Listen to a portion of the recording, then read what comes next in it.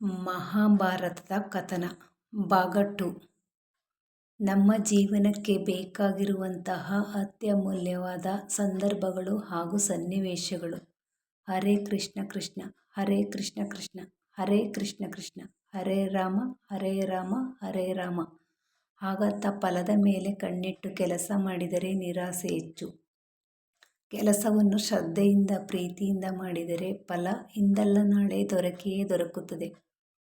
ಒಂದು ಬಾರಿ ಅರ್ಜುನ ಶ್ರೀಕೃಷ್ಣನನ್ನು ಕೇಳಿದ, ಈ ಗೋಡೆಯ ಮೇಲೆ ಒಂದು ಸಂದೇಶ ಬರಿ.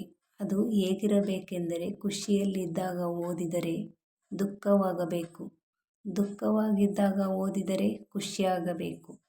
ಶ್ರೀಕೃಷ್ಣನು ಬರೆದ, ಈ ಸಮಯ ಕಳೆದು ಹೋಗುತ್ತದೆ. ಹಕ್ಕಿ ಅನ್ನ ಕೇಳಿತು, ನೀನು ನಾನೇ ಆಗಿದ್ದೆ, ಆದರೆ ಹೇಗೆ ನೀನು ಅನ್ನವಾದೆ ಎಂದು.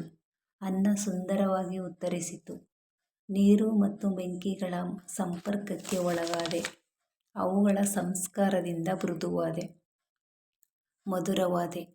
ಹಕ್ಕಿ ಎನ್ನುವ ಭಾವವನ್ನು ಕಳೆದುಕೊಂಡೆ, ಅನ್ನ ಎನ್ನುವ ಅನುಭವವನ್ನು ಪಡೆದುಕೊಂಡೆ.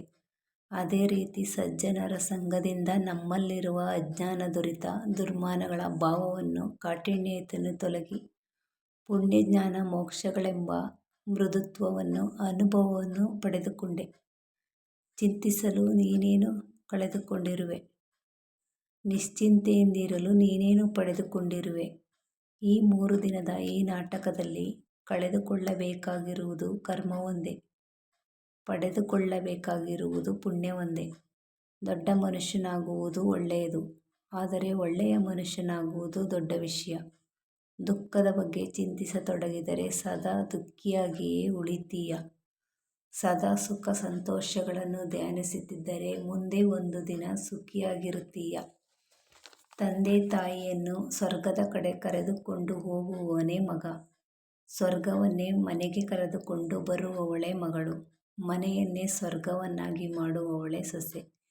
ಈ ವಿಡಿಯೋ ನೋಡಿದ್ದಕ್ಕಾಗಿ ಧನ್ಯವಾದಗಳು. ಮುಂದಿನ ವಿಡಿಯೋದಲ್ಲಿ ಸಿಗೋಣ.